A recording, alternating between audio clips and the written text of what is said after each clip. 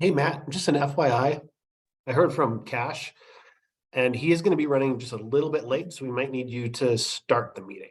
Oh, sure. Okay, good. Okay.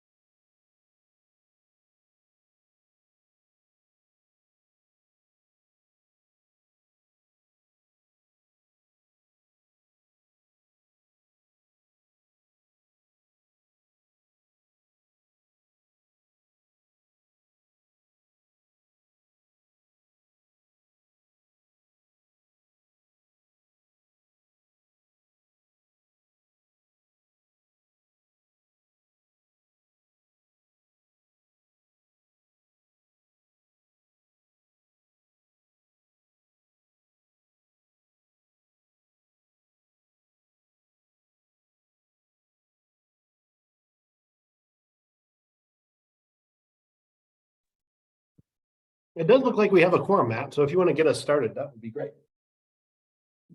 Okay, cool. I was just gonna ask. All right, so calling the meeting to order, 6:32 p.m. If we can go ahead and Eric, do you want to go ahead and take a roll call? Sure. CJ Cullinan. Here. Thank you. Matt Crabtree. Here. Melinda Ellswick. Here. Lauren Cooper. Here. Hannah Miles appears to be absent. Ken Chu appears to be absent. Cash Parker is currently absent, but I did hear from him and he will be, he's running late, but he will be joining us. So I'm going to go ahead and mark him as present. And then for staff, we have Eric Sampson and Brian Ison from Community Development. Okay, and for the record, we also have Lindsey. I'm going to try your last name here, so hopefully I don't get it wrong. Flewelling? Flewelling, yeah. Well, and so Lindsey Flewelling is present from the public. So, Yay.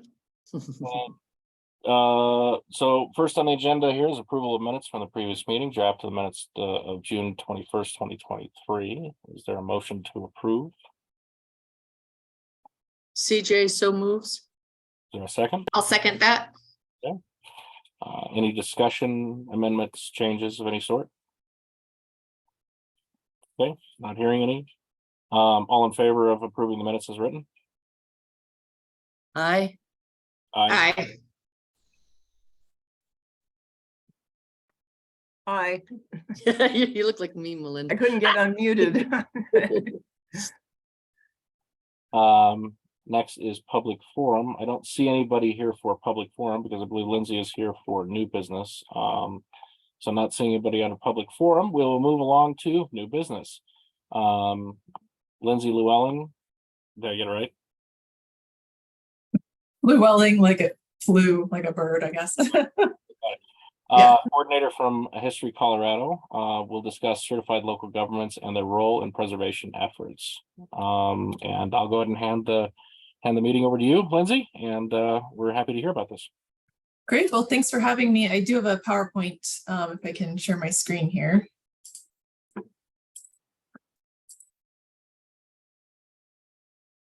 Okay, can everybody see that? Great. Well, yeah, again, my name is Lindsey Flewelling. I'm the preservation planner and certified local government coordinator from History Colorado. And yeah, thanks for having me. I'm glad to be able to talk with your group. So I was just going to do an overview of how the certified local government program fits in with the overall federal historic preservation program structure, and then talk about certified local government incentives and benefits, and then responsibilities on the flip side.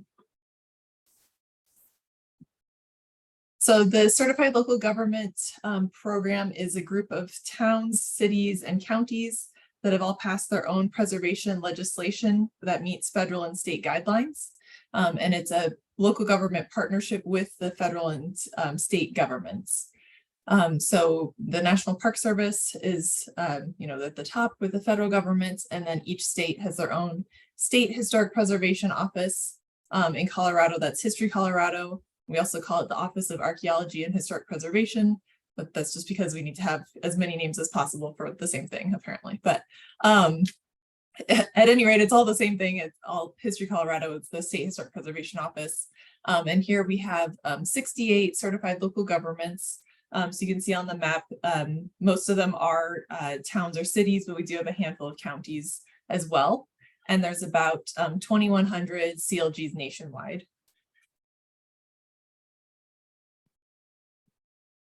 So just to be on the same page for the federal definitions of historic preservation. Historic preservation is the study, documentation, designation, protection, and physical preservation of buildings, structures, which are things like bridges and water towers, sites, which are often archaeological sites. It also include things like battlefields, mines, ranch landscapes, things like that.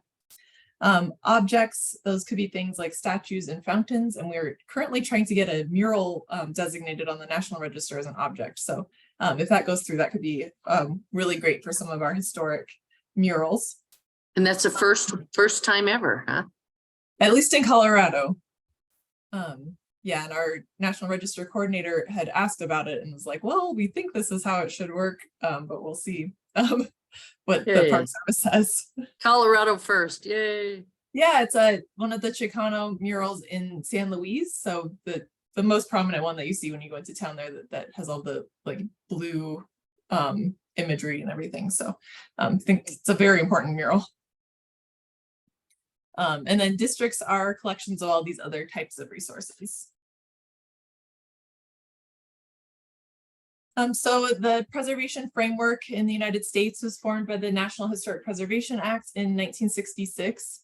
Preservation really started with women's groups and private individuals who are trying to save individual homes that were associated with important people. And you see that through like Mount Vernon, where it's, even though, it's architecturally important, they were preserving it more for its association with the important person. And then it evolved by around 1900 to be focused on a lot of archaeological sites, because there was starting to be a lot of looting of sites in the West, and the federal government wanted to be able to protect those archaeological sites. So that's why the preservation program really came through the Department of the Interior, and why we're sort of nested with the National Park Service now. I always wondered. Yeah, it can kind of seem strange that the Park Service has a separate preservation branch. But yeah, it's called, the branch we work with, or I work with, is called Steel Pig, the state and local governments and tribes. And they, are just a separate branch of the Park Service, even though they don't really work with parks. So at the federal level, we have the National Park Service. At the state level, each state has its own state historic preservation office.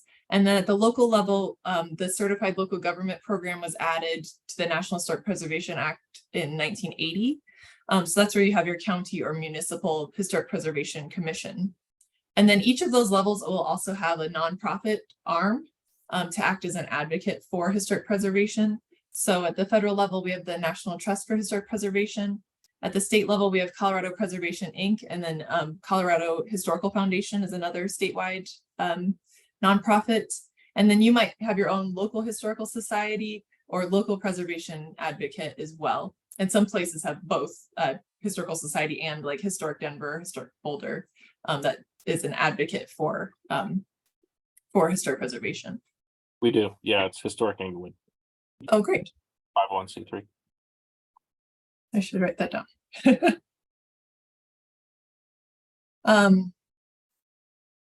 So then where the protections really come in is in your own local historic preservation program. Properties that are listed on the state or national registers don't really have any automatic protections built in. You can have your property listed on the state or national register one day and demolish it the next day, and there's really no review or oversight over that process, unless you're getting federal or state funding for a project. But if it's just a average property owner, the only consequence is that you would just no longer be on the national or state register. So where we get protections coming in or regulation is at the local level, and it's really intended that local communities can set what regulations they want for their local area.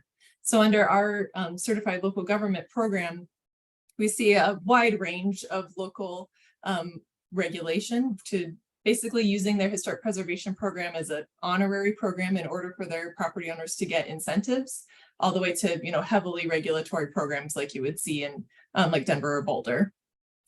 So it can be more of like a voluntary program versus a mandatory regulation type program, depending on what works best in each local community. And I think, as long as we're getting to preservation goals in any of those cases, it really should be up to the local community, what works best for them. So that happens through your local preservation ordinance. And that's really, the document that tells you what your powers and responsibilities are as a historic preservation commission. It's the code that forms the commission. It will outline different procedures and different powers that the commission has. It'll also outline your relationship with your city council. And if they have, some city councils have final say over, like they pass a resolution or an ordinance to approve landmarks, or some of them even are able to approve design review, depending on how it's set up. So each ordinance is set up a little differently, but that's really, it's just really key to know your own ordinance. And I'm trying to see if I talk about your ordinance more in depth here, but yeah, so ordinances are very important, and be really familiar with that to know what your powers are, and all of the processes that you have to follow as a historic preservation commission. And then building on that, I like to talk about some elements of local preservation programs. So the first one here is survey. That's really where you start. That lets you know what you have. Obviously, you can't preserve anything if you don't know what's there. So that's There are different types of survey, and I'm sure you guys have some experience with it as well. But you can have reconnaissance level survey, which is just a brief overview of the property's history that just gives you maybe an indication of if you want to look more deeply into the property. And then we have intensive level survey that will go in depth into the history of the property's ownership. If it's a commercial property, it'll tell you like what businesses have been there over time. If it's a residence, it'll tell you like who has lived there. And then it'll also document changes to the physical building or resource over time as well. And then there's also an array of archaeological survey types that also go either more or less in depth depending on what type of archaeological survey that you choose. And these can be comprehensive, where you're looking at all of the buildings or resources in one particular area, or it could be selective, where say you want to study like all of the schools in town or all of the churches or something. So you can select properties in that way as well. The next element of local preservation programs is designation. So that's listing through a national, state, or local register.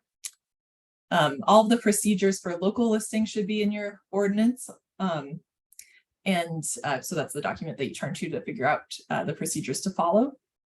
Then the next element of local preservation is design review. So this is where you're reviewing alterations, relocations, or demolition of properties.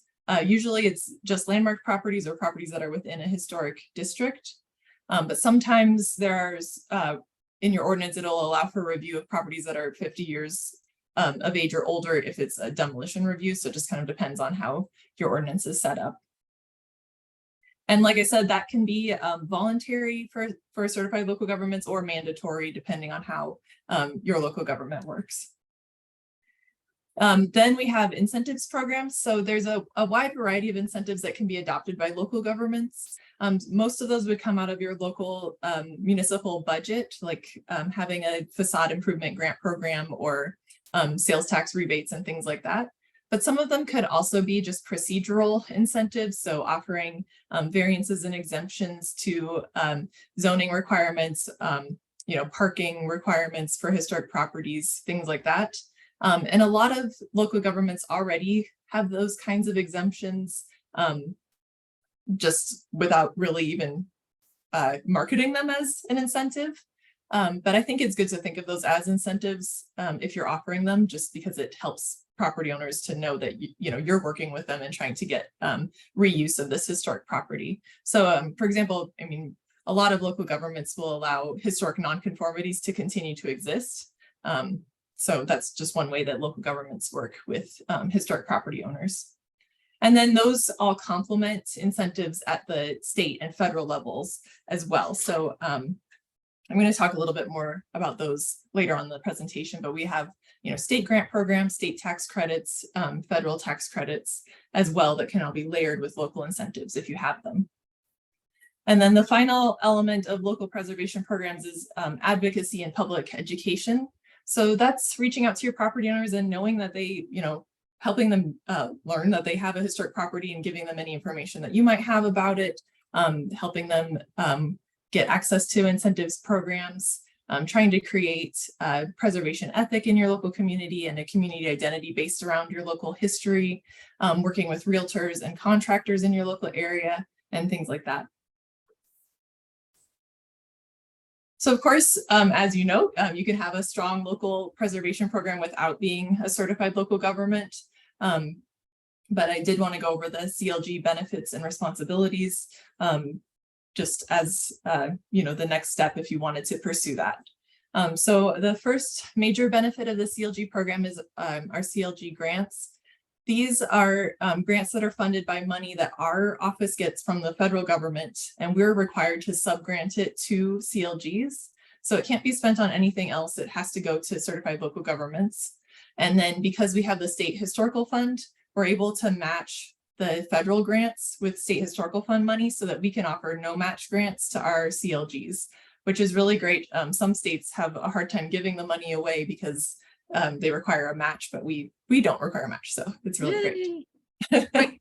Quick question: what department in the federal government, and is it under I got something in the email. I was wondering, is that something that's under consideration right now?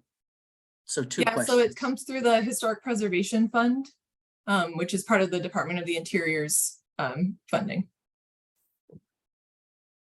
So yeah, I think we're all like waiting to see what happens with the federal budget and our funding levels. But certainly, yeah, it's just something that we are required to pass through to the local governments. So at least, you know, whatever we get, there will be this percentage that goes toward CLGs.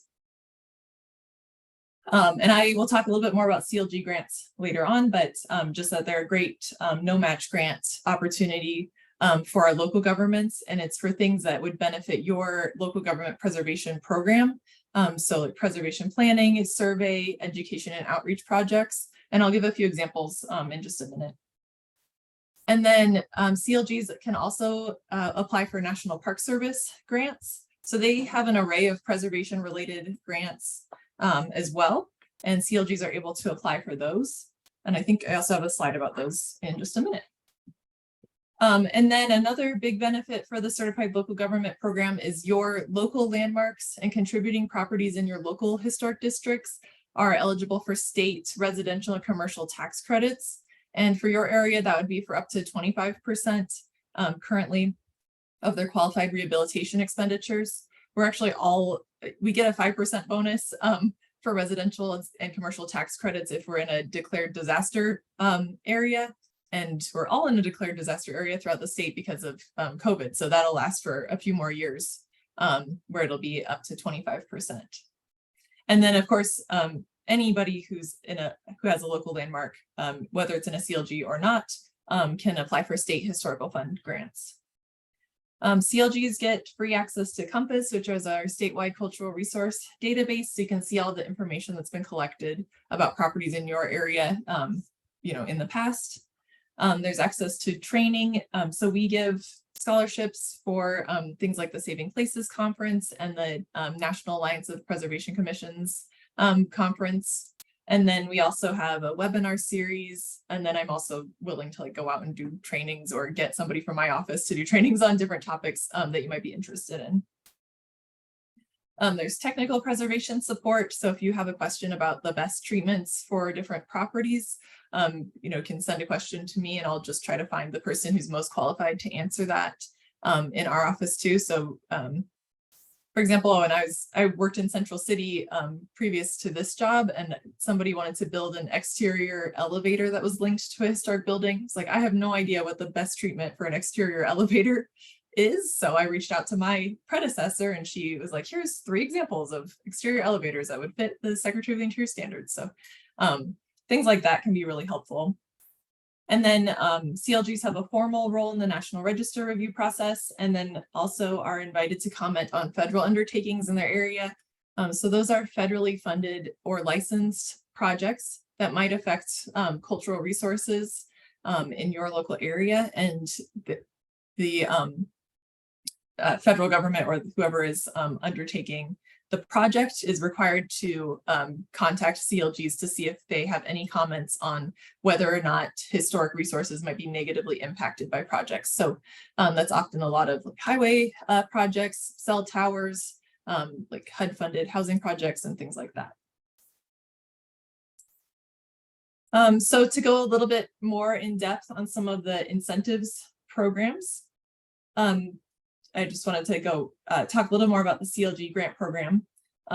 This is for up to $25,000 no match grants. They're offered once a year in January. And eligible projects include things like surveys and historic context studies, preservation planning, which can include general community-wide preservation plans. It could be preservation plans for specific types of resources in your area, survey plans, design guidelines, ordinance updates. I'm trying to get people interested in disaster preparedness planning for their historic resources. So all of that would be covered. If you wanted to nominate properties to the National and State Register, education or training opportunities for the Historic Preservation Commission, public education programs, and then of course the catch-all innovative projects that you suggest that we could cover. We have extra points on the grant application if the project benefits communities that are historically underrepresented on the National Register of Historic Places, which is pretty broad. And then also are really looking for community engagement. You know, a lot of survey and planning projects will just have one community or public meeting at the beginning of the project and one public meeting at the end, and it's usually just with the Historic Preservation Commission. So if there are different ways that you can engage your community, and I know you guys had a really good online survey. I heard from Pinyon, they were very proud that you had actually gotten responses and stuff. So thinking of ways like that you can engage the public is great. Quick question on when you say HPC education training, are you talking about Historic Inglewood or are you talking about our city commission? It would be your city commission, but if you wanted to do it jointly with other organizations, that would be totally fine. Yeah, and then like I said, scholarship funds are also available for some of our bigger preservation conferences. So I pulled together a list of the 2 grant rounds that we currently have active, so you can see some of the sample projects that are going on. So I think we've got fiscal year 23 and fiscal year 22 that are kind of both. Fiscal year 23 is just kicking off and fiscal year 22 is wrapping up. But we had a lot of architectural survey projects in fiscal year 22, but also some preservation plans and survey plans. And then this one that we're just kicking off was a little bit more inventive, I would say. So Golden is doing a second phase to an ethnography project that they were working on. They got grant funding for 2 years ago, and they're going to have site visits from tribal representatives to the Golden area, or it'll be also Jefferson County, like right around Golden, to follow up on their ethnographic study and to be able to further develop relationships with tribal representatives that they started on a couple of years ago. So that should be really great. Steamboat Springs is doing a preservation planning document that will be focused on education and outreach strategies that will feed into a future preservation plan, which is actually getting funded through the State Historical Fund. So they're figuring out how to reach a wide variety of stakeholders through this grant project, and then they'll use all that information for future efforts. So I think that should be really good. And they're also having their consultant develop like templates, you know, like realtor outreach letters and property owner outreach and social media posts and things like that they can use in the future through templates. Me again, Lindsay. Yeah. So the idea that there's certain things done first, like where we had the computerized, excuse me. Of course, I had to sneeze now. The idea that the Pinyon study, that's like step 1. The Steamboat Springs thing, is that like step 2 or is that like step 6? Or I'm just curious. I would say it's more like step 2 because they're using this to specifically feed into future projects. So they got the CLG grants. This came out in March 1st of 2023, and they applied for the April State Historical Fund grant round. So they got this grant to work on education and outreach, and then they'll be doing a State Historical Fund grant project for a preservation plan that's more in depth, and it'll be informed by all this outreach that they do. And then also new design guidelines. So their design guidelines only cover residences from their like Victorian era development and not the commercial like downtown district area or ski resources. So they need a lot of public outreach to make sure there'll be broad support for way more historic preservation efforts throughout the city. So I feel like they've done a good job in like thinking about it in steps and like different phases and how they can all feed into each other and gain momentum. And then a couple of other interesting projects. So Otero County is doing a 3rd grade workbook for the schools in their local area. One of the Historic Preservation Commission members in Otero County is a school teacher, so she's very well versed in all of the education standards. And they're going to work with a consultant who also has a teaching background to develop a workbook that they'll hand out to all 3rd grade classes and homeschooled students in the county. And then also a teacher resource manual. And they have done a really great job working with underrepresented communities in Otero County. And they're going to feed all that past survey work that they've done into this workbook. So they already know all the historic background of things like the dry Black homestead community. They have a lot of Japanese American resources from their agricultural community there. And they can feed those into this workbook. So that's another thing where they've had all these steps to build up to a project for public outreach for their third graders. Boulder County is doing a archaeological survey in advanced preparation for a wildfire mitigation project. So that one's really great because it just shows being proactive with disaster mitigation.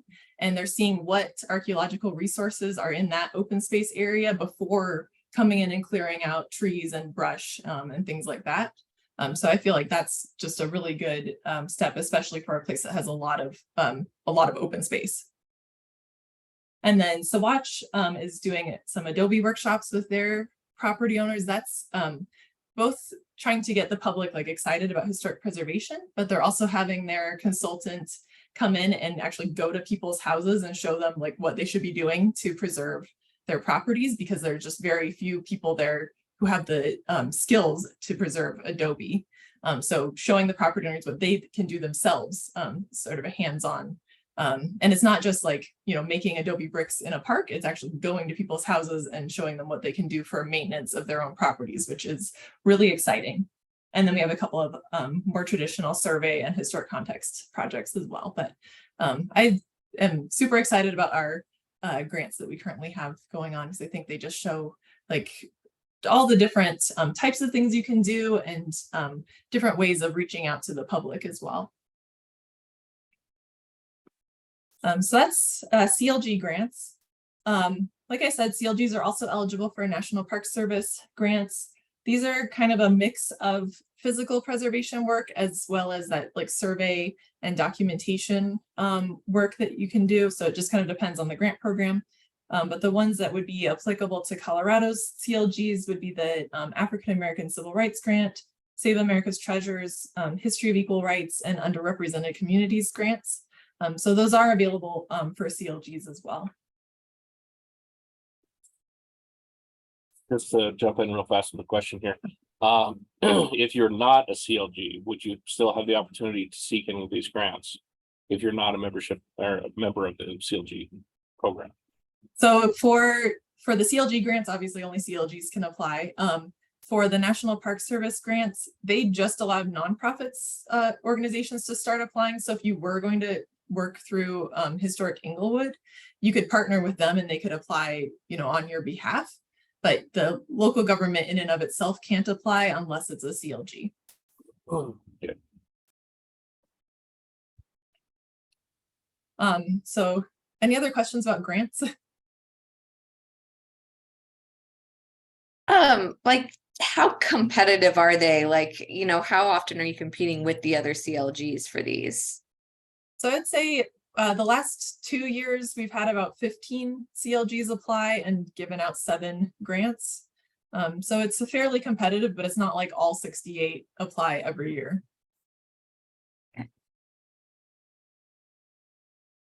And of course, we're always happy to read drafts and help talk through the process beforehand too, to make sure it's as good of a grant application as possible. I always get attached to every project, so I don't actually get the final say over what gets funding. But yeah, we're certainly willing to help make it as strong of an application as possible. Okay, yeah, we of course would be willing to answer questions later on too, but I'll just shift gears to tax credits for now. So in Colorado, we're really lucky to have a residential tax credit program. This is really the only incentive for residences. A lot of the other incentives are focused toward commercial properties or some properties that are open to the public in some way. So the state residential tax credit program is just a really great way to encourage people with historic residences to maintain their properties and be able to keep living in them. So for the residential tax credits, it needs to be an owner-occupied residence. And it's okay if it's their second home, but they can't be like renting it out or using it as an Airbnb or something like that. It has to be like an owner occupied home. It needs to be on the national, state, or a CLG's local register. And the tax credit itself is worth 20 to 25% of the qualified rehabilitation expenditures. And like I said, everybody's in a 25% zone currently because of COVID. The minimum expenditure is only $5,000. So that's pretty much any project that you'd be undertaking on a historic house, whether it's like roof replacement or, rehabilitating your windows, foundation work. And it even covers things like HVAC and mechanical systems. So the idea behind this is that it keeps you able to use your house in kind of a modern way, even if it's even as a historic property. The cap is $50,000 in credits over 10 years. And the credits go along with the property owner. So if they have a project and they get their, $50,000 in credits, and then they decide to sell their house, the property owner would still get the tax credits for up to 10 years, spread out down the line. And then the property itself actually resets. So if the new property owner wanted to do a new project, they would be able to get tax credits. And those are administered by our office. So you just contact Sarah Capel, and our office handles all of the review of the residential tax credits. And then we also have state commercial tax credits. So those can be for either private or nonprofit owners, and it's an income producing property. If you're a nonprofit owner, or even if you're a private owner, but you don't have enough tax liability, you can sell your commercial tax credits. There's actually tax credit brokers, like firms that will match you up with somebody who wants to buy tax credits. So some people or companies just have like enough tax liability that they're willing to take even like a 7% discount on their taxes and through buying these tax credits. So we're seeing usually it's about 85 to 93 cents on the dollar that you can sell your tax credits for, and then you just have money in hand. And then long-term lessees can also apply, but since you're in an urban area, that would be a 39-year lease, which is kind of unusual. So that's more of a reach, I would say. Those are, again, for up to 20 to 25% of your qualified rehabilitation expenditures. For commercial tax credits, it's 25% on the first $2 million spent, and then 20% on the last $1 million, for a cap of $1 million total in credits. Minimum expenditures are $20,000, which again for a commercial building is fairly low, considering how much it costs to do any work currently. The process to reserve those is it's just slightly more complicated than a residential tax credit where you're just like calling up Sarah and she helps you through the process. There's an online process for the commercial tax credit where they're reserved in advance. And it's administered by our office as well as OEDIT, the Office of Economic Development and International Trade. So our office for the commercial tax credits handles all of the historic preservation review part, and then OEDIT handles all the financial part. And then just for National Register properties, so this is not CLG specific, they could also layer on the federal preservation tax credits for an additional 20%. So if you're an income producing property that's on the National Register, you can layer both the tax credits and get 45% in tax credits back for your project. That's our office is again the first point of contact, but it's also reviewed by the National Park Service. Okay, and then along with all of those, you could also layer on state historical fund grants if there's good public benefit to the property or the project. So those are due in October and April every year and cover physical preservation and construction, and then also preservation planning type projects. It can also cover construction documents and historic structure assessments, and also things that benefit CLGs like surveys, preservation plans, design guidelines, and things like that. So on the flip side to the benefits and incentives, there's of course responsibilities along with the CLG program. So the first one is to enforce your own local preservation ordinance. And a big part of my job is actually just making sure people are following their own rules that they've set for themselves. So it's why it's important to know your ordinance and you're following essentially your own municipal code. Next is establish and maintain a commission. So in a CLG, the commissions have to have at least 5 members and meet at least 4 times a year. And then send meeting minutes over to the State Historic Preservation Office. I read everybody's meeting minutes and see what common issues are coming up. Once in a while, they'll be like, oh, I wonder if this project could get a State Historical Fund grant. And they'll be like, please contact this person so they can tell you about the grant project. So I try to, make connections based on what the commissions are talking about. Provide for adequate public participation. So, making sure that you're following all open meetings laws, posting your agenda, making sure your meeting's open to the public. And then if you have a public hearing on a designation or design review case, making sure to have appropriate time in your public hearing for public comment. And then if you're doing a preservation planning project or survey project, having time for the public or opportunity for the public to participate in that as well. And then one person from your commission has to attend at least 1 training per year. There's a pretty wide variety of trainings available. And then submitting an annual report. So the steps to becoming a CLG, first is to adopt a historic preservation ordinance. Obviously, you guys already have one. Appoint a commission to start meeting, which you're already doing, and then have a list of preservation goals. So usually I look for a list of like 5 to 6 things that the CLG wants to accomplish in the next, like, let's say 5 to 8 years.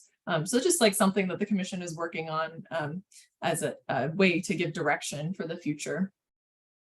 And then there's an application and a status request memo. The CLG has to adopt a resolution saying they want to become a CLG by your city council. And then all of those materials, your ordinance, some Historic Preservation Commission meeting minutes, your preservation goals are reviewed by our office and the National Park Service. And then there's a final certification agreement that's signed by the local government and the State Historic Preservation Office. And then the Park Service sends a letter of concurrence after everything is all complete. Me again. Yeah. How you said there's 68 right now. How many have gotten to a certain step? And that seems to be the, oh, shucks, and they don't make it past it from the other CLG applicants that didn't get far enough. I'd say that's kind of hard to answer. We have, so there's 68 CLGs, but there are about 120 total communities that have some kind of historic preservation ordinance. And I think that like a lot of places will have their ordinance in place for a while. Some places have a really hard time keeping a commission going. So in more rural areas, they might pass an ordinance and then they just can't get people to continue to join a commission. Okay. So I really think that's the biggest barrier versus becoming a CLG. And we do have, it's helpful if you have staff support as a CLG, but we do have some that don't have any staff support. And I feel like that's more difficult. Especially to keep momentum on projects. There's just less continuity. And sometimes it's even hard to like get notices out and stuff about your meetings if you don't have staff support. So that's also a barrier for some of our rural CLGs. And I think some, like I've been talking to like Jefferson County has a robust preservation program. They've never like tried to be a CLG. So it just kind of depends on how much, how well your preservation program, like how well it fits you currently, and if you want to be able to have access to the extra incentives, but it also involves some like reporting aspects as well. Now, have some become CLGs and then have removed themselves as time goes on? We've had 2 decertifications over time. And I think both of those were cases where they just could no longer have a commission meet because they maybe lost their original historic preservation chair or something, and then just really didn't have continuity in the meetings. Thank you. But yeah, you can decertify at any time. So it's not like you're bound into this forever. With the annual reports, like what is in those? How long are they? Like, can you elaborate on those at all?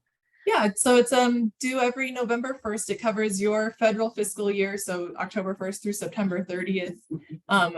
The questions on there ask about if you have 5 commission members and then what your qualifications are. And then how many times you've met throughout the year, how many like landmark designations or historic districts you've created during the year. Any design review cases. So it's more like tallying of numbers of things that have been done. And then I ask about like if you have any incentives programs. And then it's like, you know, what was going well during the year, what was a challenge during the year, and then what are you looking forward to for the next year? Cool, thank you. Yeah, and I'm happy to send a copy of the report if you're interested.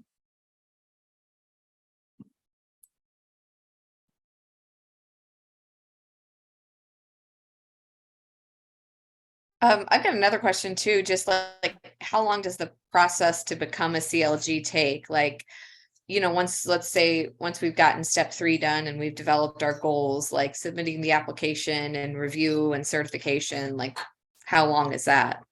Yeah, well, I think the biggest step for most CLGs is just passing the ordinance. So that's a big barrier.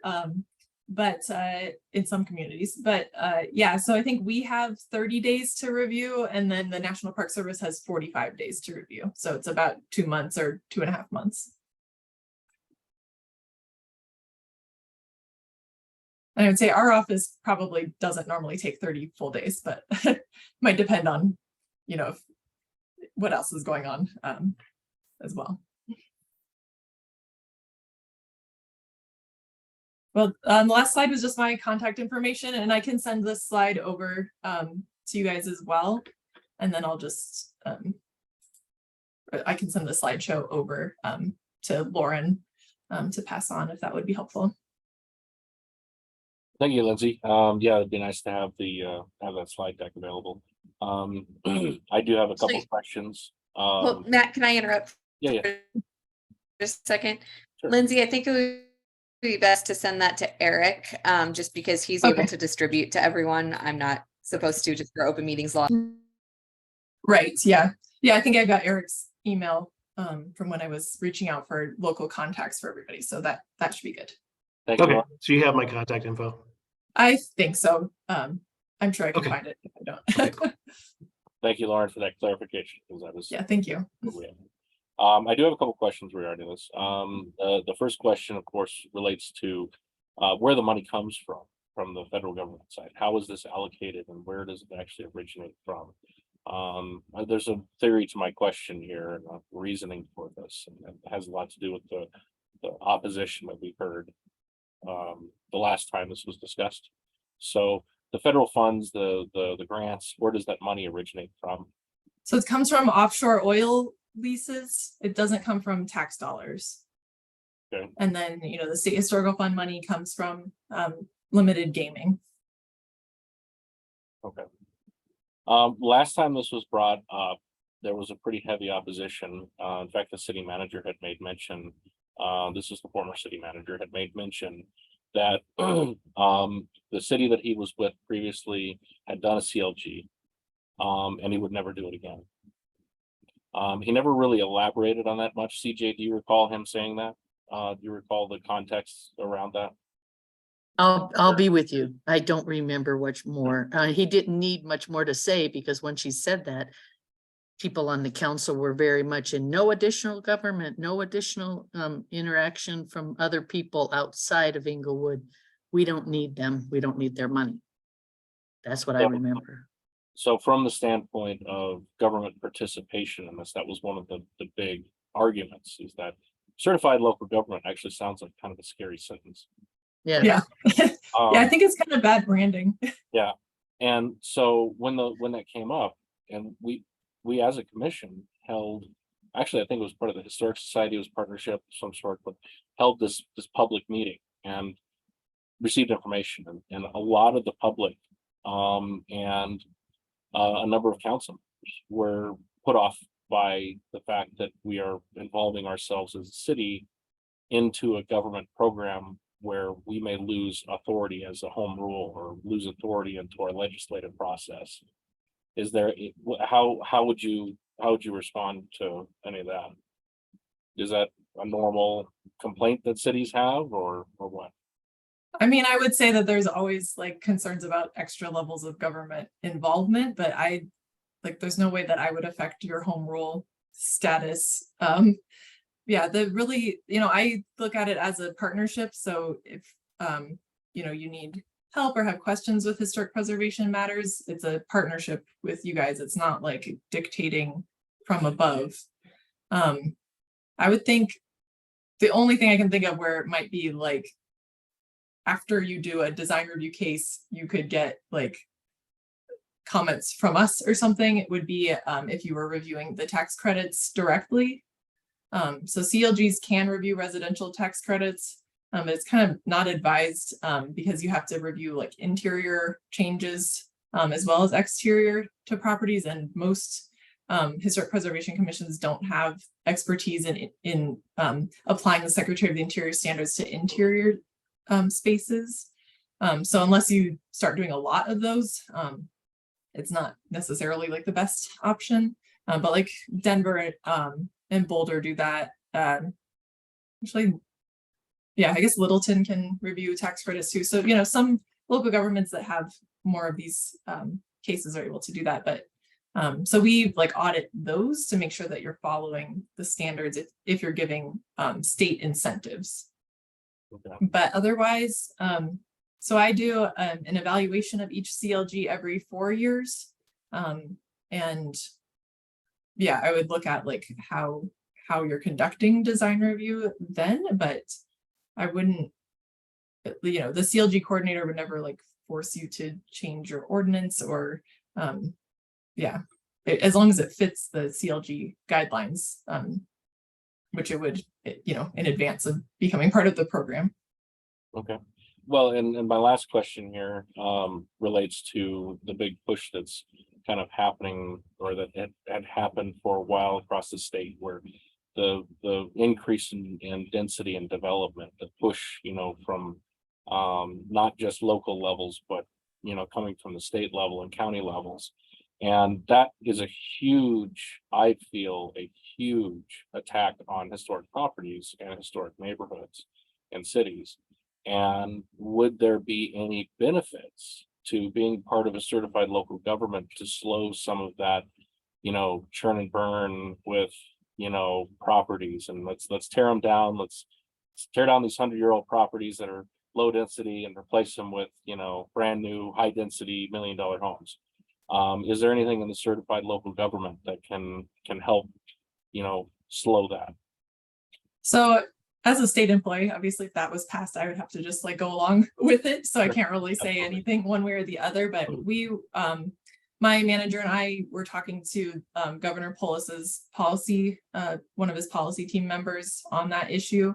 And we were at least trying to get, so local landmarks and historic districts in CLGs to have some exemptions from that policy, but I can't say what it'll look like in the next legislative round, because I'm sure given what happened, it'll be rewritten.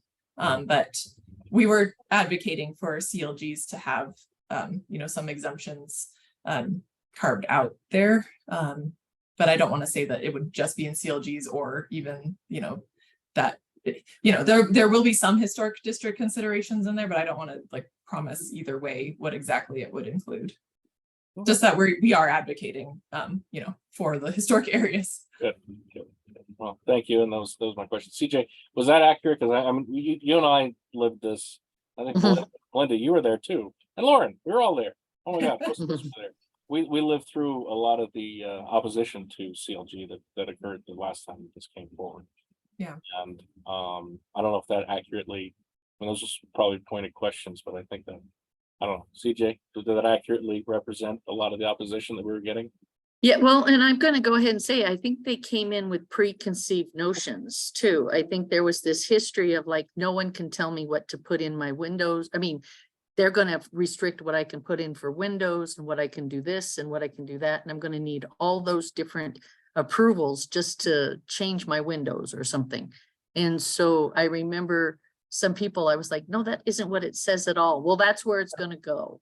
You know what I So mean? look, I mean, the only approvals or regulation would come on your commission. Like, there's nothing additional that comes from the state or federal government. It's only what's in your code. So if you just have, you know, voluntary compliance with the historic preservation guidelines, then that's just how it is. You know, it doesn't have to be dictating what people are doing with their properties. So like I said, many CLGs just have voluntary compliance with the Historic Preservation Commission. They can still get a building permit even if they ignore all preservation principles. But if they are wanting to go along with the historic preservation standards and guidelines, then they could potentially get incentives. So it's just, like I said, more of an honorary process to open the door for incentives. You could have a highly regulatory program if you wanted to, and if it was supported by the community, but you absolutely do not have to have that under the CLG program. So we have CLGs, you know, I'm sure like on the map, you probably could see that there are some like very rural and more conservative areas that there are CLGs, and they have just voluntary programs where it's more of an avenue for incentives. What is the federal government one that is very restrictive?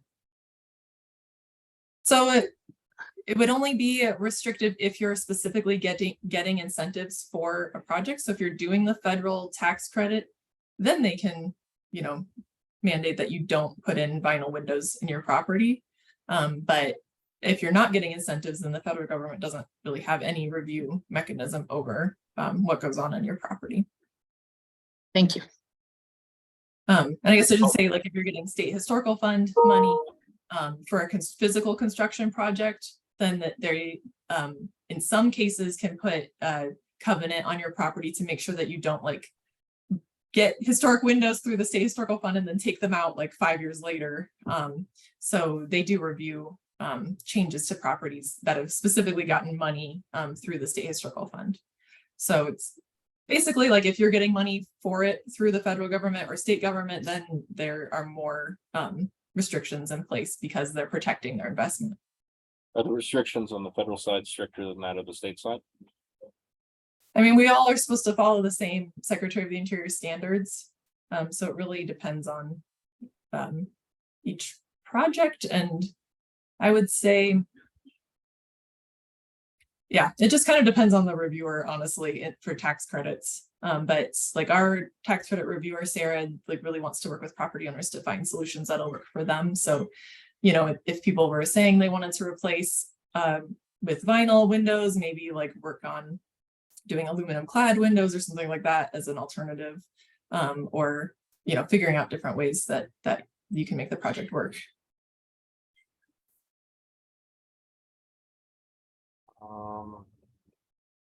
Melinda, do you have any ideas, comments?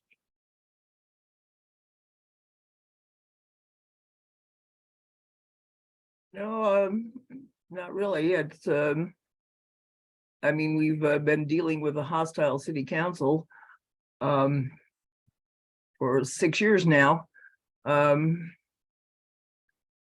So Before that. yeah, yes, but as commissioners, we've been dealing with the hostile city council for 6 years. So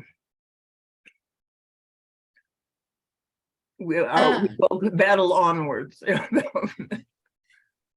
I mean, I've kind of got a question for Eric, in that if we want to pursue this, like what would you see the next steps from your perspective, Eric? Good question. That's something I probably want to sit down with Brian and just kind of, and possibly city attorney, and just kind of talk about what your guys' next steps would be. Okay. I have a question on, I think the first step is see what happens with Code Next and the chapter that you guys have drafted. And then I think your discussion tonight on potential to lower that limit, that threshold for district development or district designation. One question I had is I was reading through the Colorado Certified Local Government Handbook, and it has a a membership makeup requirement that 40% of the commission has to be professional members of certain fields? Is that something that has to be codified? No, and for most CLGs, I would say we waive that requirement, Okay. just because people need members on their commission. Yeah. A lot of times it'll say in the ordinance, like, it'll have a line of like preferred fields that people are in, but if you didn't, that might help, like if you had 2 applicants at the same time and wanted to choose between them. But if you didn't have applicants from that, then what I ask like on the annual report is if you have people you can go to who are qualified, if you don't have qualified members on your commission. So if you have historic Inglewood, or if there's like a local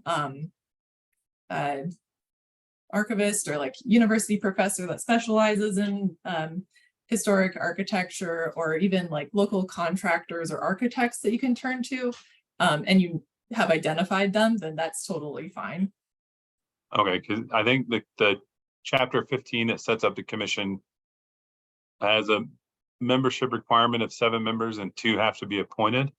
So I just want to make sure that if we do try to pursue this, that piece is not going to be an issue, because we'd have to go back and revise that. So that would be another step that might have to happen. Yeah, That sounds fine to me, but sorry to interrupt you. I think 2 have to be members of the historic, right?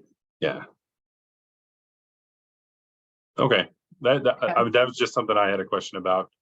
If the commission chooses to pursue that, I wanted to make sure where we understand that that's something that we might have to look at or not have to look at. Or okay, well, I'll take a look at the ordinance language, but just hearing it doesn't sound like a red flag to me. okay, good, thank you. And I'll make mention here that where we've been, where we're going, our ordinance it's not been adopted yet, so it's in the process of being adopted. And it provides for, historic designation process. It provides for the, review process for properties, and adds a little bit of, teeth into if an individual does wish for their property to be designated. It's a voluntary process, with the exception of the historic district, that being a percentage of the district allowing, but, it effectively allows for a lot of things it seems like the CLG does allow for. Mhm. But it would be interesting, is there a model ordinance that the CLG presents that says this is normal? We Or- do have a model ordinance, and I can send that over as well. I will say that it's kind of like a everything but the kitchen sink ordinance, so Okay. I wouldn't expect a CLG to adopt the whole thing Sure. without making some changes that work for your local community, but it can certainly give you ideas on what might be in an ordinance. And what happens if in those particular cases that the ordinance is not passed, then it's, like you mentioned, it's everything in the kitchen sink, but are there any disqualifying factors in the ordinance that would prevent, like, if you change a certain number of things, or certain things within that ordinance or that basic principles that would then affect the CLG being the CLG? Yeah, so obviously you have to have some kind of historic preservation commission. That doesn't have to be a separate commission. It could be like reviewed by a different commission. So we've got like CLGs that just use their planning commission. Mhm. Or one is actually an urban renewal board.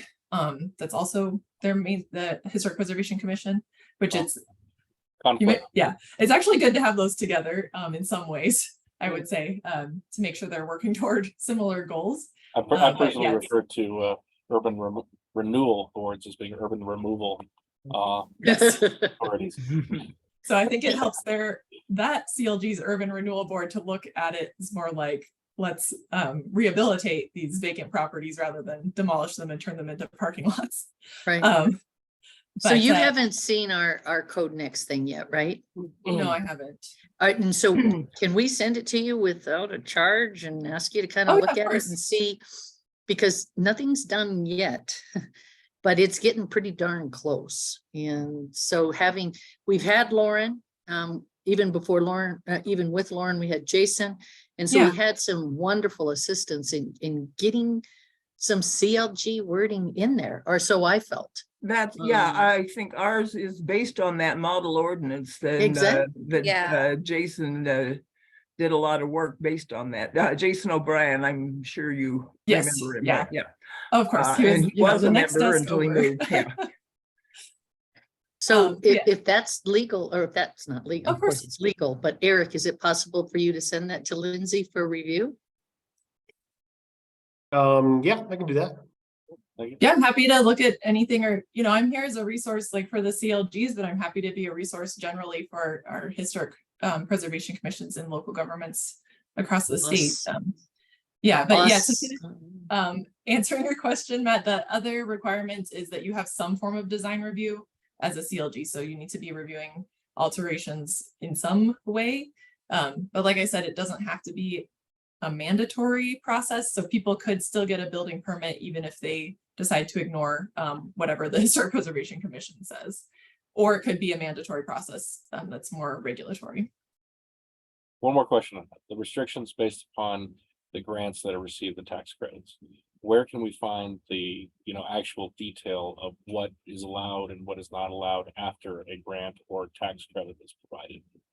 So it'd just be following the Secretary of the Interior standards. Mhm.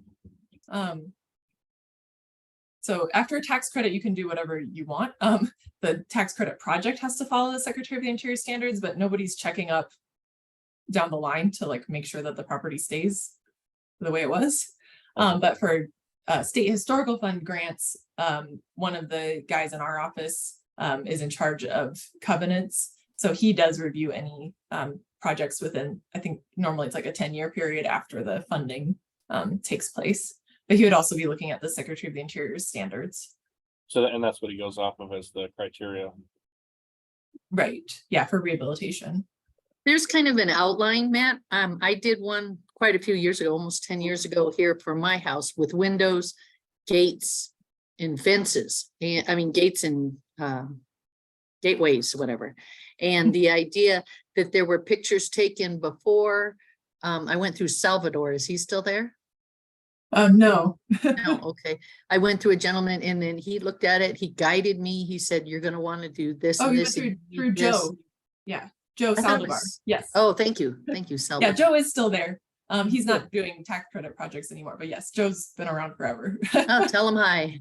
Yeah. But he really did hold my hand. But there was a form that had like 3 to 5 pages basically of, what steps you want to go through for the tax credit. Now, nobody held my hand on how to use the tax credits or how to, because I had more tax credit than I did tax and how to put it in the next year. So that type of stuff I had to figure out. But anyway, that was my personal experience. Yeah, I mean, the idea for residential is that it wouldn't be too difficult for an individual property owner. If you're a commercial property owner, like you need to have an accountant looking over all of your financials and everything to make sure it all fits in the program. But for residents, it's more flexible and supposed to be easier to use.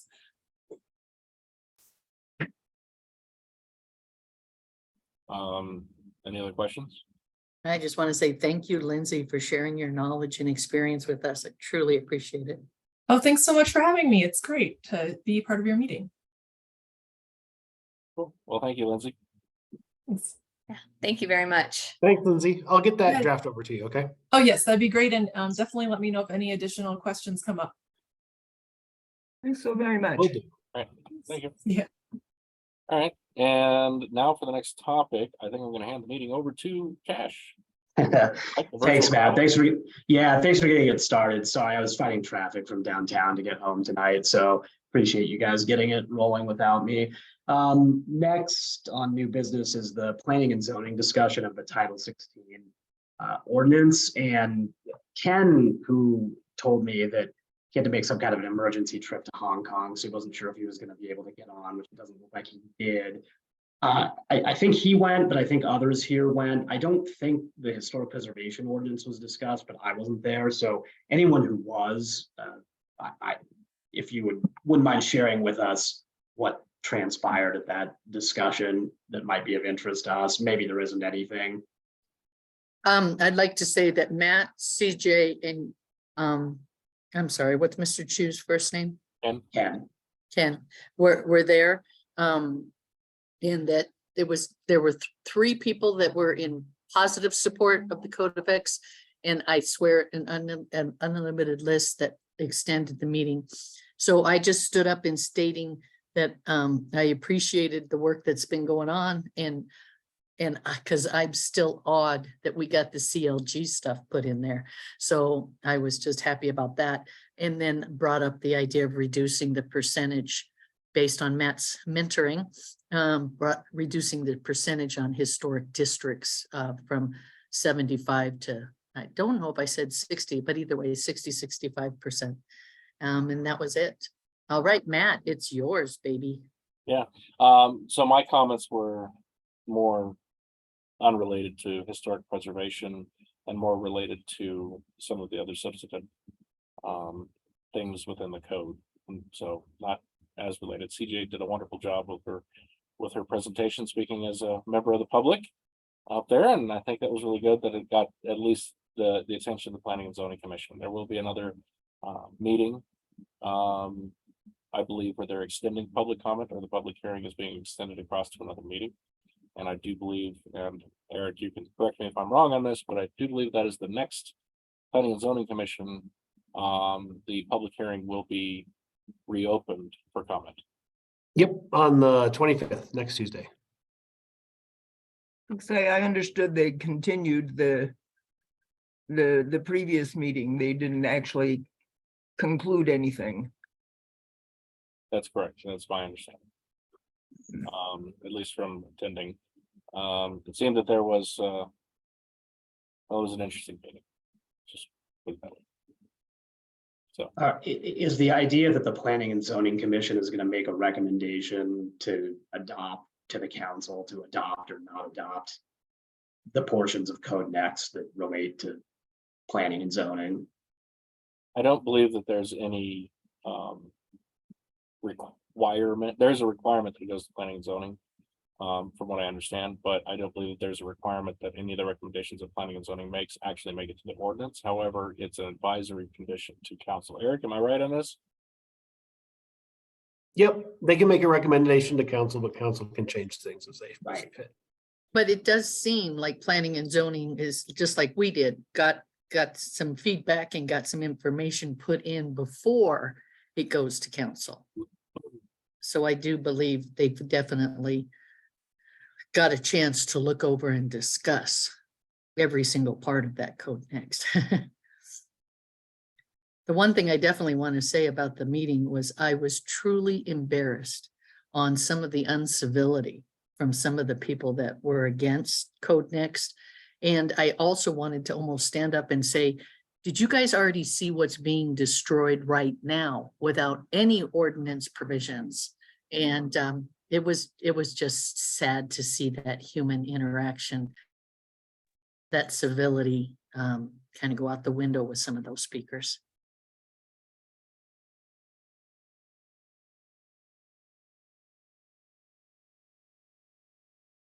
Any other thoughts or questions on that planning and zoning meeting before we move on? Well, I might suggest that, I don't know, I guess they already heard our point. I believe there was some discussion of limiting to only new topics for the future public hearing comments. But I don't know, it might not be a bad idea to just keep it on the forefront and, encourage the historic designation portion of the ordinance at the next meeting. I'm just throwing it out there. If there's any opinion on that. I have some input Basically, on you that, asked- but oh, I'll go ahead. save it till commissioner's choice. I was just thinking, are you basically asking, is there a commissioner or two that would like to go and state support for that? Yeah, that's kind of what I'm thinking, but we can reserve that. I guess Melinda's got some comments on that, so I don't know. When is that next meeting? Eric? You say it's next Tuesday? Yep, Sorry. next Tuesday at 6:30. Yeah, I can't do it. I won't be here. But I support that idea.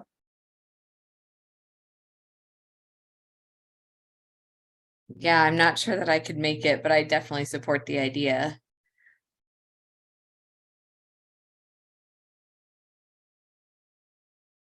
Tag, I've already done it. Somebody else gotta.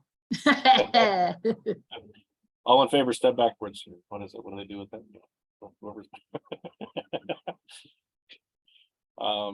I'll see if I can. I'm not sure if I'm gonna be able to attend the meeting Tuesday, but I can maybe lighten it up a little bit after my concerns with the other interesting things.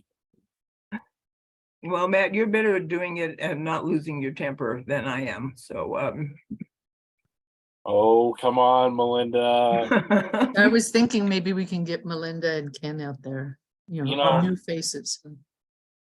Temper set aside. It's Yeah. emotion. It's emotion. It's excitement. It's dedication. And it's 6 getting the years of dedication information. to Historic Preservation Commission, and look where it's got us.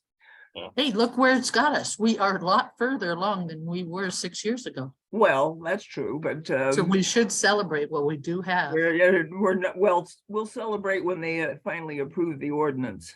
That's why they need to hear from you saying, we want to celebrate. But anyway, that's enough. Thank you. All right. The next topic on new business is, well, we've discussed it in sort of a roundabout way before, but it's a little bit different than prior discussions, hence why I put it on new business. I understand, and I guess I'll look to Eric or Brian to fill in on this because I don't know the details, but there's been a request by city council for boards and commissions to return to in-person meetings. Is that right?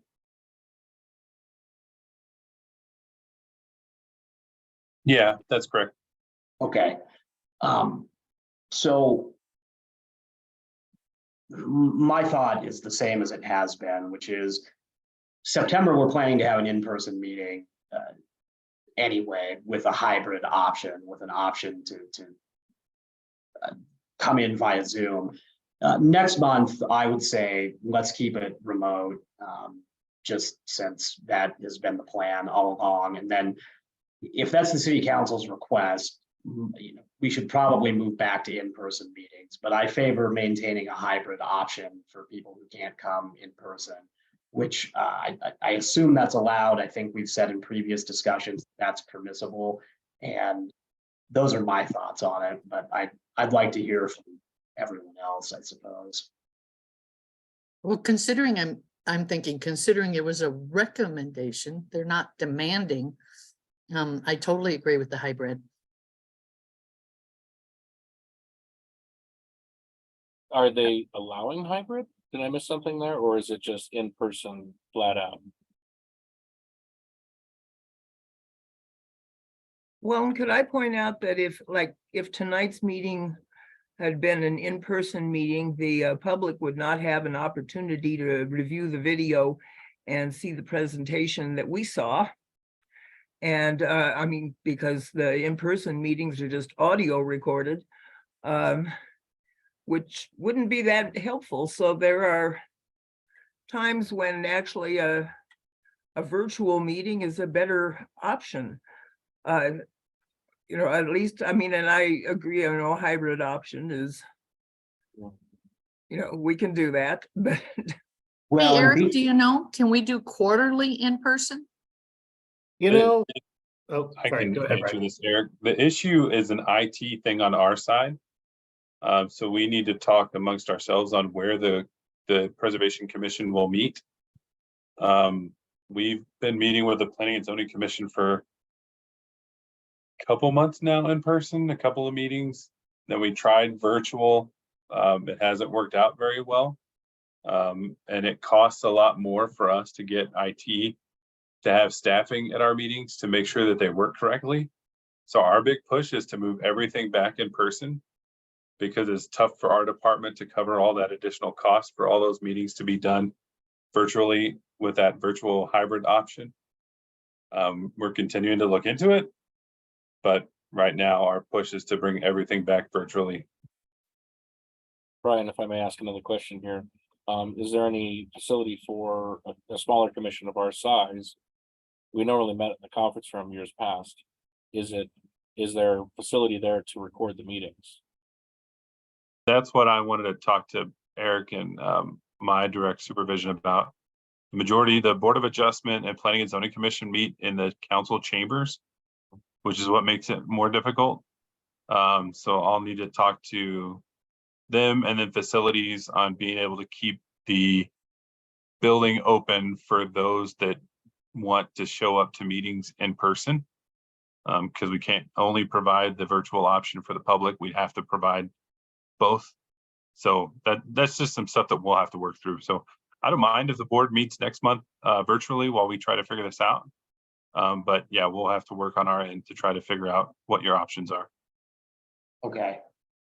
Well, I think we'll just keep this then. We'll meet virtually next month. I'll push this to old business and we can just get the update on what the options are from you and Eric, Brian. Okay. Thanks for bringing up the money. Thanks for dealing with all that. That moves to old business, and this has already been alluded to earlier, but the Title 16, the district designation requirement and draft resolution, which I drafted, and I just took a stab at it. So certainly want to hear everyone's comments on it. I put 60%. I'm not wed to 60%. That was just the consensus that I heard after our discussion last month. And so that's why I used 60% when I drafted it. But yeah, I'll open it up to comments or questions. And then, I would assume if we can agree on this language, or if there's amendments we can agree on tonight, then we would move to a vote this evening to adopt this resolution and formally present it to council, which I don't know the exact logistics of that, Eric and Brian, as far as putting it on letterhead and transmitting it to council and all that. But that was what I was anticipating we would do tonight, is ultimately on it so that it can go to council. But before we do that, what are folks' thoughts or questions? I liked it. I mean, I think it's clear, and this is a resolution by the commission, not by city council. So we're just telling them that we think this is what should happen. So I like it. I thank you for investing your time, Cash. Sure, yeah, happy to do it. Yeah. I think, you start at one point, you work your way up. So I don't know. I was under the impression that 65 is what had been discussed previously. If it's 60 and they say no way, maybe, somewhere else in the middle, I don't know, 62.5. I like 60. But Yeah, I agree with 60, and thank you, Cash, for putting that together. Sure, yeah, you're welcome. Well, if there are no changes to either the percentage or any of the language, then I'd entertain a motion to adopt the resolution. So moved. So Is there a seconded. Seconded. It's been moved and seconded to adopt this resolution regarding a 60% requirement of landowner consent for a district designation. Eric, I suppose you probably better take the roll on this for the vote, if you don't mind. Yeah, not at all. CJ Cullinan, Yes. Matt Crabtree. Aye. Thank you. Melinda Ellswick, Yes. Lauren Cooper, Aye. Cash Parker. Aye. Noted Hannah Miles and Ken Chu are absent. So The ayes have it unanimously, so that resolution is adopted. Eric or Brian, can you take it from here as far as, like I said, putting it on letterhead and transmitting it to council? What do you need from us, I guess, to make that happen, if anything? I think we can just take what you've written up, and we have our own letterhead and stuff, and we can just put that together and get it sent to council. I think, Brian, I don't know if that would be better in some sort of packet with the code next. that goes to council, but we can always talk about that later, about avenues for delivery. We're not allowed to use that stuff, that letterhead thing that we came up with, our logo. Oh, yeah, that's what sorry. Both the Englewood logo and the Englewood, the HPC logo. Thank you. Just didn't want it forgotten. Yeah, no worries. All right. Thank you for handling that. And I'll probably leave that on old business next month too, just so we can update on the logistics and what happened with that as far as transmitting it to council. Then that brings us to our second old business item, the Pinyon survey project, HPC investigation. I know Melinda had completed her properties. I completed my set. I know Ken told me separately that he had not had a chance to work through all his, but was looking to next month. And I don't know whether folks stand on there. Obviously, there's no deadline for this project, and we're working through it as we're able, and we're all busy folks, especially those of us with little ones at home, which is not me, but I certainly appreciate that. So any other thoughts or updates on that one for this month? I was able to go through mine and look into all the properties, and then I sent it to Melinda, and she was gracious enough to do the permit history for me. And so I would say about half of mine, maybe a little bit less, I thought could be eligible as individual landmarks or part of districts. It was really interesting to go through and kind of look at everything. I also identified one additional property that was next to one of the ones I was looking at that looked like it was significant for its architecture, and then also noticed kind of a possible historic district of like early 20th century houses that could possibly be historic based on architecture again. So yeah, it was, I really enjoyed doing it. I had two that were pre-1900, at least according to the assessor, and one I was able to verify that in the Englewood history book. And then another property I had that I was really fascinated by was the Alameda Nursery over on, where is that? Dartmouth. And it's been around for like 50 plus years. It's probably not something most people would think of as being a local landmark, but it's a really just interesting property. And I'm sure if we dug in deeper, it's got a pretty fascinating history.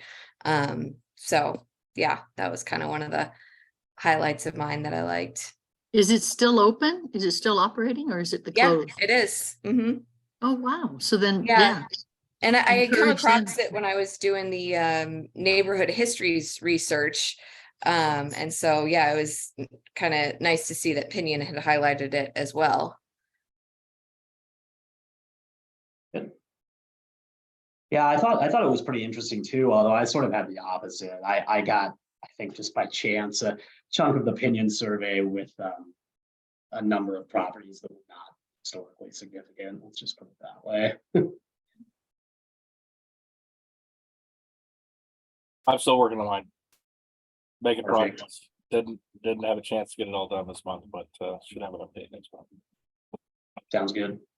Well, and Ken asked me to also do some lookup on his properties, because he was not finding a lot of times, and then again had to leave the country. So we'll hope it all goes well for him. But, and I actually found a couple of mysterious things there. I'm still working through it, but one of the properties that does not appear on the county's listings, it's apparently there, and it has some permit history, but the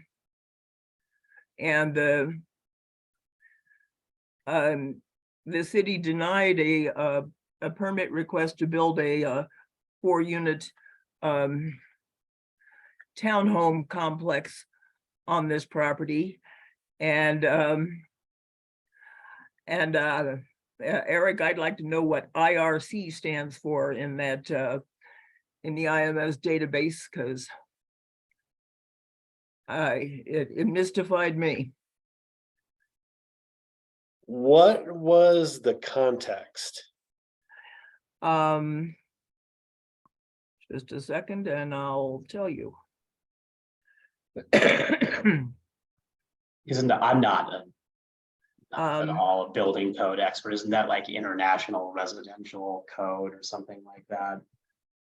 That could be more on the building division than planning.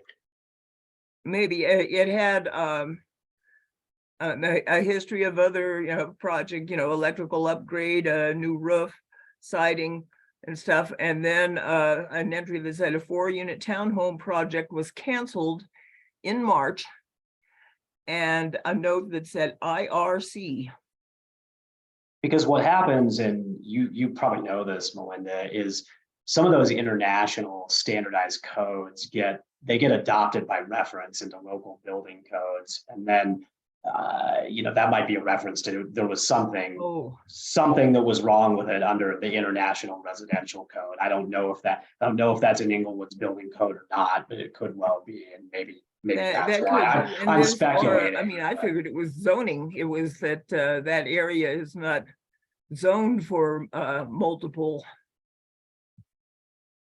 But I mean, and the other mysterious part of it is that it's not the address and the parcel number do not appear on the county records.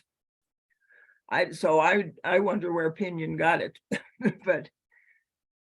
Weird. Yeah, I have no idea what that means. That's the first I've heard of that. Melinda, can you send us the permit number and we'll take a look at it for you and report back next month? Yeah, I can do that.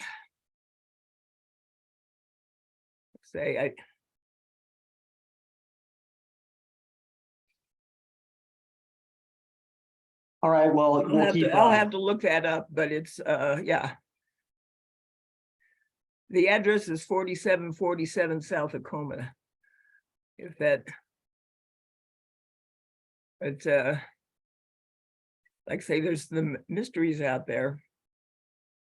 And there's some for instance, that Pinyon included Clayton Elementary School in Ken's list. And as having been built in 1948, but it was torn down and rebuilt a few years ago. So I don't know, well, other than they just found the date in the county records, and county records apparently haven't been updated. Yeah, I had a couple, not as blatant as that, but there were a couple in my list that were of that nature, where something had been torn down and there was an older date associated with it. And so that's, Eric, a good idea to undertake this project, because I think I understand why Pinyon has to do it the way they do it, but that's probably why it's a little bit Joey. nice.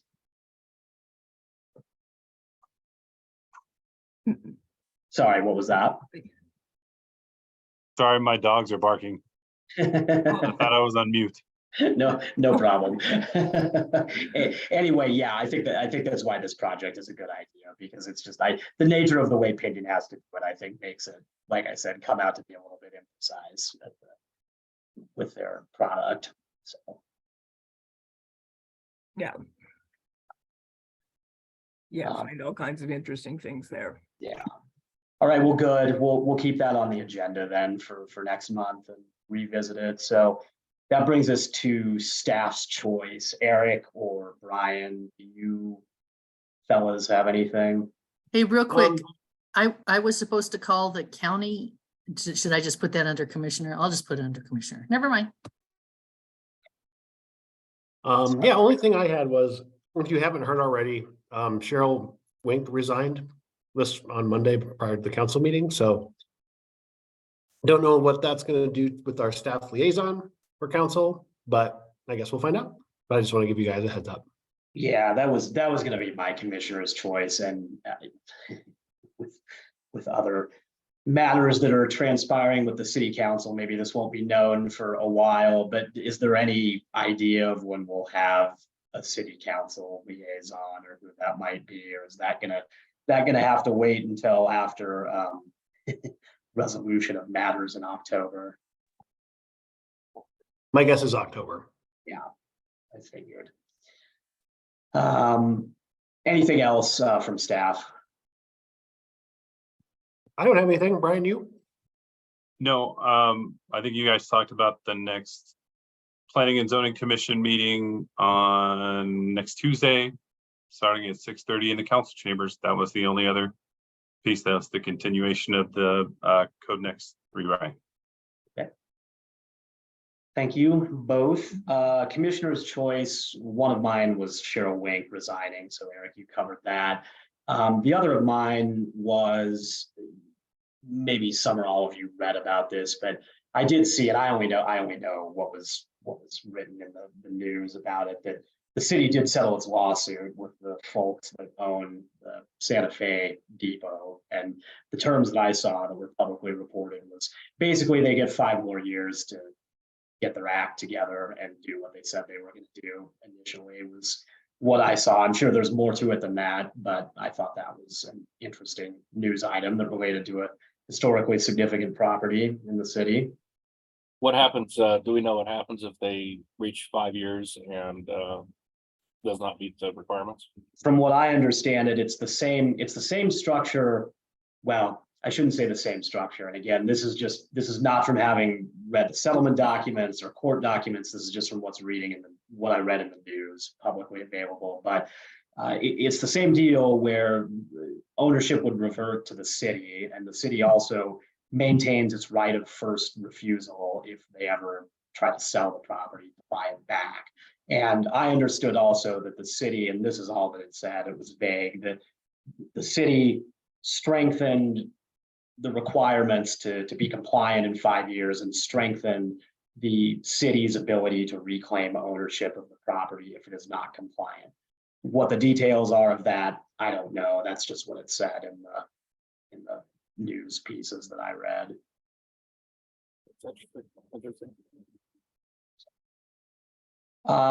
That's it for me. I'll just go around the Zoom screen here. Matt, did you have anything for Commissioner's choice? Sure. Yeah, so there'll be a historic lecture next week. Should be the 25th. I don't have the details yet, and I think there's a little bit of flux with that. So keep your eye out for an email coming through and posting on our website. We should have that up pretty soon. But there'll be a historic lecture by the Historic Englewood next week. But so the posters I have hanging shouldn't go up? No, I think actually if we got the posters out, then it's already been set. It's just that we haven't done the electronic side of things yet. So, Okay. And that's what I was referencing. So, And I don't have one of the posters here to say what the lecture's on. yeah, that was effectively my problem right now, is that I didn't see I haven't seen the electronic portion go out yet. So I think it has to do with the pirate band. It was one of the that's right. gentlemen, one Yes. of the gentlemen that was involved with it. That is correct, yes. But yeah, well, we'll be sending out the electronic side of that here soon, and that's yeah. So keep your eyes peeled for that. All righty. Thanks, Matt. Melinda, you're next on my screen. Anything for Commissioner's choice? Okay, yeah, as I was like looking at permit histories and stuff, and especially to make sure that nothing that we were looking at had been demolished. And then I decided it's been a year and a half since we did a study of demolitions, so I queried out another bunch just from last year and this year so far. And that if you recall what we presented to council the last time, which we sort of got their attention, explaining that the which neighborhoods, for instance, were most heavily impacted. And for instance, the Bannock neighborhood had 44 residential structures demolished between 2018 and 2021. There's been 3 more now, just in last year in this. We've lost 2 more in Stroyers Broadway Heights. One of those on my block. Yeah. None of them I did compare to the entire Pinyon survey list though, and none of those addresses appear on the Pinyon list. So there's nothing that we should be looking at that has already been demolished, except for, of course, Clayton Elementary School, which was demolished before the Pinyon survey. But so that I don't know whether we want to someday update the council on how much more we are losing while they dilly-dally around and don't give us any powers as a Historic Preservation Commission. But Well, Melinda, sorry, I want to jump in here if that's okay, Cash. Sure. So they, as part of the code next that was brought up at the planning and zoning meeting, it looks like in our R2 area, they're looking at decreasing the requirement for lot square footage from 3,000 square feet to 2,000 square feet, thus permitting triplexes on 50-foot lots. That seems to be a new thing that I wasn't at least aware of in there. So that may, if that goes in at the same time as the code next, if that makes it through, that may further accelerate the development. Now it's corner lots only, right? As I understand it, but I don't know. I mean, it's it's interesting to watch this all unfold. yeah, and it's these older neighborhoods in the northern part of town that are most impacted because they're all zoned R2, And even though they're small lots. Yeah.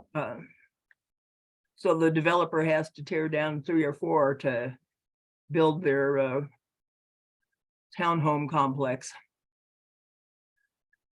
And that, I mean, like the Bannock neighborhood, there's hardly any of it left, I think. And Stroyers Broadway Heights is going to go the same way. Yep. And we can't protect it. Hey, Ken, you guys are significant owners that have lived in the house. I say protect it. Well, let's see if we can get so what do they do with the chains? Change yourself to the front end loader or something like that? Probably wouldn't turn Now out. we all have to go through the law. Yeah, that's true. That probably wouldn't work. But no, it's just sad to see all this happening. And I don't know. I if you drive down South Sherman Street in the 2900 block and take a look at the development that's happening there. Wow. I mean, it's not my cup of tea. I guess I can't impose an opinion on the architectural style of it, but I will say that they have made a mess of everything, and we're having to incur a lot on our block of dealing with garbage blowing around. And it is the messiest work site I have ever seen. And Melinda, you and I, we worked on Habitat. You know, we kept those sites super clean. Oh, yeah. And it's You can always call code enforcement. Oh, don't get me started on code enforcement. we tried. Oh, darn. Some officious little booby just gigged me for having my grass more than 6 inches tall. And he must have taken out a tape measure, you know, that was maybe 7 inches tall, but so don't get me started. Yeah. If he wants to come back and gig me again, I'm saying bring it. You know, write me a summons. I'll go to court. I hope not. I hope not. Yeah. So no, Next. code enforcement is useless. They're not. Well, I don't know. I'll leave that. Yeah. Yep, keep your mouth shut. Dig it. Well, and like in the habitat sites, I mean, you always cleaned up really good before the inspector got there because you wanted to make it look good so the inspector would pass you. And I mean, that was like, I always understood standard operating procedure for any construction. Right. We are having to deal with a full overflowing dumpster that's blowing garbage all over the street and garbage piling up around the dumpster and no runoff control from the actual lot, which is covering the sidewalk. Sidewalk is destroyed. And there's garbage in the front yard. I mean, I've never seen anything like that before. Fence falling over and not being taken care of. It's just, I don't know. I will probably contact the city because it's just gotten worse in the last 2 weeks, but I will contact the city. Thank you, Matt. Anything else, Melinda? No, that's it. At least as you're working through your parts of the Pinyon survey, none of them are up for demolition. That's the good news. Next. Yeah, CJ, you are next. Okay, I remember us talking about the idea of could we put our neighborhoods on our deed or title list, title computerization through the Arapahoe County. And I went ahead and contacted the GPS guy that helped Mike and I get started. And so he was really excited to see the maps. But he gave me to his boss, and for the life of me, I can't find the piece of paper. Why did I use paper? I have no idea. Anyway, I got in touch with the boss of the GPS guy, and he said the part that has neighborhood is what helps the realtors compare equal housing construction. So for subdivisions that were made with these different housing plans, that would be put in there so that they could compare the house on Dartmouth with the house on Cornell for pricing and all that stuff. So when I asked, what's the chances of us being able to put our neighborhood designation on there? And the answer was, at this point, none. Now, obviously, I could go through our county commissioner and see if something could be added. But he just said at this time and age, we're fighting. He was with the assessor's office, by the way, that I talked to. Thank you for reminding myself. And he was saying, we are so inundated right now, this would not be a high priority. So that's my report on that. And then I do have a question. I'm guessing different ones of us, you can't really see it, can you? Anyway, different ones of us are members of different things. I happen to be a member of Historic Colorado as well as Historic Denver. I have magazines and newspapers. I don't know, does Eric, do you get that information, or can we have this in one place so that people can share it, or I don't know. I don't get any of that stuff. Okay. If anybody's interested in it, just private message me. I think, does everybody have my phone? If not, 720-556-6770. I know there's a way to write it in here, but I don't know how to do that. 720-556-6770. The magazine preservation is really interesting too on a national basis. I have that one. And then the historic Colorado emails that come out are amazing. If you'd have no idea what they're doing, they are really reaching into the LGBTQT plus, and then the different sociologies, reaching into neighborhoods that weren't included in history conversations before. And I think it's fascinating. So if anybody wants to read anything, just holler at me. Lauren, do you have anything for Commissioner's Choice? I don't know. Okay. Baby pictures. You may have seen the back of her head earlier. I think so. I think I caught that. We did see the back of her head earlier and saw her reaching for your ear, and Oh, yeah. She's So, sitting up if you now smiling, and that was wanting to it. crawl. Ah, Well, I think that brings us to the end of the meeting. If someone would like to make a motion to adjourn. So moved. Is there a Oops, second? sorry, Matt. Is there a second? I I'll think second Matt that. seconded, but I think, Eric, I think the motion was by Matt Crabtree and I heard Lauren first for the second. Yep, that sounds good to me. Okay. All right. Well, thanks, everybody. We'll see you virtually next month. Okay, Everyone. Have a good sounds night. good. Thanks, everybody. Bye. bye.